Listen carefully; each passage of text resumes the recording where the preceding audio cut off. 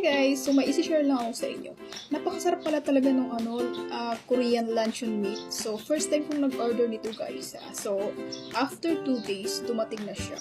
So ito siya guys. Ayan! At alam nyo kung anong pinakamaganda eh. Siya ay naka buy one take one. Yes, buy one take one. So pag bumili ka ng isa, may free siya na isa. So yung isa neto guys is niluto ko na siya kaagad-agad kasi syempre excited ako. So ito na siya guys, tinikman ko na siya. Actually nakatatlo na akong busog na nga ako eh. Sarap talaga guys, ang sarap super.